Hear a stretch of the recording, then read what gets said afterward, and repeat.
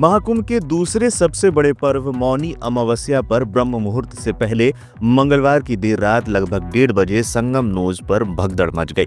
हादसे में घायल 90 श्रद्धालुओं को अस्पताल ले जाया गया।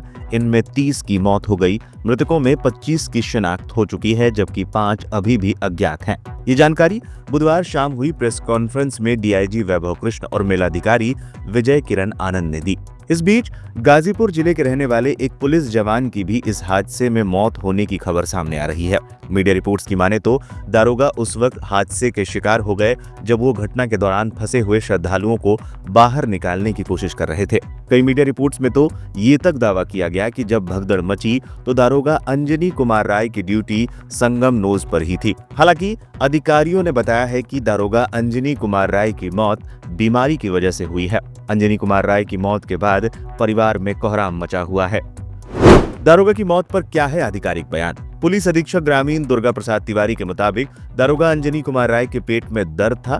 दवाई लेने के बाद आराम हो गया था, लेकिन बुधवार दोपहर अचानक तबीयत एक बार फिर बिगड़ गई और फिर उनकी मौत हो गई। मृतक दारोगा गाजीपुर के गहमर बासुका गांव के रहने वाले थे। मौजूदा समय में बहराइच में तैनाती थी, लेकिन महाकुंभ मेला ड्यूटी में झूसी कोतवाली में तैनात किए गए थे।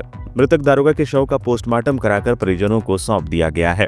घटना की जानकारी मिलते ही पुलिस महकमे में शोक की लहर दौड़ गई। महाकुंभ में हुई भगदड़ से उनकी मौत की अफवाहें उड़ी थी। हालांकि बाद में ये स्पष्ट हुआ कि उनकी मृत्यु तबीयत खराब होने के कारण हुई। अंजनी कुमार राय कई थानों में तैनात रहे थे। गाजीपुर के रहने वाले थे दारोगा अंजनी कुमार राय। जानकारी के मुताबिक गाजीपुर के गहमर बासुका निवासी अंजनी कुमार राय प्रयागराज महाकुंभ मेले में ड्यूटी में तैनात थे। इससे पहले वह बहराइच पुलिस लाइन में तैनात थे। यूपी पुलिस के कई थानों में थाना प्रभारी रह चुके अंजनी कुमार राय की मौत की जानकारी मिलने के बाद परिजनों का रो रो कर बुरा हाल है। महाकुंभ में हुई इस घटना में कुल 30 लोगों की मौत हो गई, जिसमें यूपी के अलग अलग जिलों के करीब 19 लोगों की मौत हुई है। वहीं अब तक आई जानकारी के मुताबिक 4 कर्नाटक, 1 गुजरात और 1 आसाम के श्रद्धालु की भी मौत हुई है। एसएसपी के बयान पर मचा था बवाल। हादसे के बाद कुंभ मेला एसएसपी राजेश द्विवेदी ने कहा था कि कोई भगदड़ नहीं हुई है। अत्यधिक भीड़भाड़ थी, जिसके कारण कुछ श्रद्धालु घायल हो गए हैं। किसी भी अफवाह पर ना ध्यान दे। स्टैम्पेड लाइक सिचुएशन क्रिएट हुई, उसके बाद अभी क्या अपडेट है? अब हम देख रहे हैं कि जो अखाड़े हैं वो आगे की तरफ बढ़ रहे हैं स्नान के लिए। नहीं, कोई स्टैम्पेड वाली बात नहीं थी। बेसिकली ओवर क्राउडिंग हो गई थी, जिससे कुछ श्रद्धालु घायल हो गए थे। और अभी जैसा आप देख रहे हैं, स्थिति पूर्णतया नियंत्रण में है।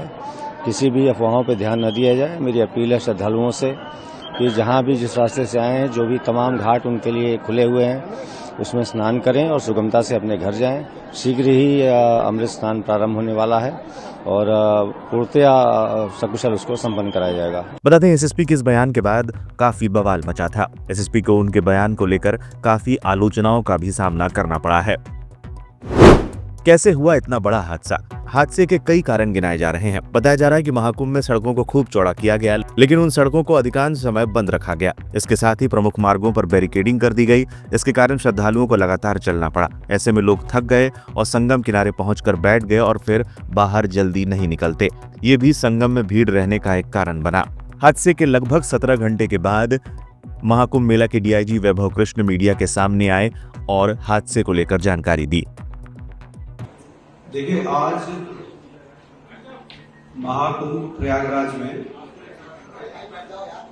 मौनी अमावस्या का मुख्य स्नान पर्व था 29 जनवरी 2025 को। इसमें ब्रह्म मुहूर्त से पूर्व प्रातः 1 बजे से 2 बजे के मध्य मेला क्षेत्र में अखाड़ा मार्ग पर भारी भीड़ का दबाव बना और इस भीड़ के दबाव के कारण दूसरी ओर के बैरिकेड्स टूट गए और भीड़ के लोग बैरिकेड्स बांधकर दूसरी तरफ ब्रह्म मुहूर्त के स्नान का इंतजार कर रहे श्रद्धालुओं को कुचलना शुरू कर दिया।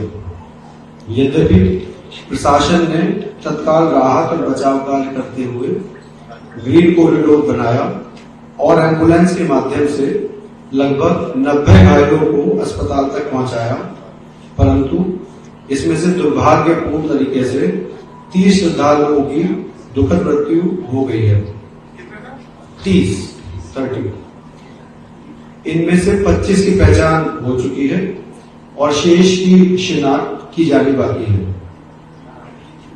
कुछ लोग बाहर के प्रदेशों के भी इनमें से हैं, जैसे कर्नाटक के 4 लोग हैं, असम से 1 है, गुजरात से 1 है। कुछ घायलों को परिवार के सदस्य को लेकर चले गए हैं तथा 36 घायलों का इलाज स्थानीय मेडिकल कॉलेज में चल रहा है। श्रद्धालुओं की सुविधा के लिए मेला प्रशासन द्वारा हेल्पलाइन नंबर 1920 जारी किया गया है, जिस पर यदि कोई व्यक्ति गायब है तो उसके संबंध में जानकारी प्राप्त की जा सकती है। इस समय स्थिति सामान्य है। माननीय मुख्यमंत्री जी द्वारा सभी पूज्य महामंडलेश्वरों, संतों एवं अखाड़ों से वार्ता कर आग्रह किया गया है और सभी इस अमृत स्नान के भागीदार बने। सभी पूज्य शंकराचार्य, पूज्य आचार्य महामंडलेश्वर एवं अखाड़ों के द्वारा श्रद्धालुओं की सुविधा का ध्यान रखते हुए कुछ विलंब से अमृत स्नान आज किया गया, जो कि आज सकुशल संपन्न कराया गया। इसमें कितनी महिलाएं हैं, कितने बच्चे हैं? हम आपको डिटेल लिस्ट जो है आपको दे देंगे, प्रोवाइड कर देंगे। क्या हुआ था वो किससे हो रहा था? क्या कुछ हुआ था वहाँ पर जो आपने शुरू में बताया? हादसे की वजह क्या रही? शुरू में जो आपने बताया। देखिए, ये मेला क्षेत्र में, अखाड़ा क्षेत्र में बैरिकेड्स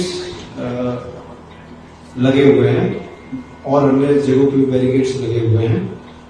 तो घाट पे और अखाड़ों पे जो बैरिकेड्स हैं, उसी में बैरिकेड्स में कुछ बैरिकेड्स टूट गए और बैरिकेड्स टूटने की वजह से जो श्रद्धालु नीचे कई बार जमीन पे सो जाते हैं या वेट करते हैं ब्रह्म मुहूर्त का, वो उनके ऊपर दूसरे श्रद्धालु अफरा तफरी में चढ़ गए, जिससे वो जो नीचे जो सोए हुए श्रद्धालु थे वो नीचे आ गए, वो कुचले गए जो श्रद्धालु तेजी से चले उनके ऊपर उनके द्वारा।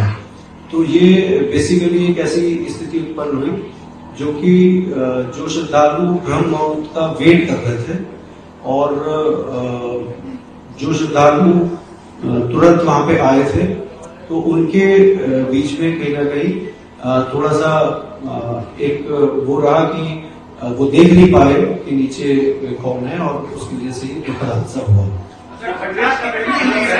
घटना कितनी? I would like to brief one more point. एक चीज मैं और बताना चाहूंगा। आज 29 जनवरी को शासन ने सख्त निर्देश दिए थे कि कोई भी वीआईपी प्रोटोकॉल नहीं होगा। आज मेला पुलिस ने, मेला प्रशासन ने कोई भी वीआईपी प्रोटोकॉल एंटरटेन नहीं किया। जो भी मुख्य स्नान पर्व है आगामी, जैसे बसंत पंचमी का भी एक पर्व है जिसमें बहुत ज्यादा भीड़ होती है, उस पर भी पूरी वीआईपी प्रोटोकॉल हम लोगों के द्वारा एंटरटेन नहीं किया जाएगा। यही ब्रीफिंग, ये कितनी घटनाएं हुई? ये ब्रीफिंग आपको हम लोगों ने देखा, चूंकि कितनी घटनाएं हुई? पुलिस प्रशासन, मेला प्रशासन की ओर जिन परिवारों ने अपना एक किसी वजह से खोया है, उनके प्रति हम बहुत संवेदना व्यक्त करते हैं और जिनकी मृत्यु हुई श्रद्धांजलि व्यक्त करते हैं। अभी हमारी प्रायोरिटी है कि जो भी अभी स्नान कर रही है उसको तत्काल अपने कर्तव्य तक सुरक्षित भेजिए। जो भी मामले प्रयोजन से श्रद्धालु तीर्थयात्री आए हुए उनको करें। मैं आपसे निवेदन करता हूँ सभी मीडिया साथियों से हमारा सहयोग करिए। अभी मुझे डीआईजी महोदय को और पूरी टीम को सुरक्षित सबको कर्तव्य भेजने के लिए पूरी तत्परता से फील्ड में लेकर काम करना पड़ेगा। बहुत बहुत आभार।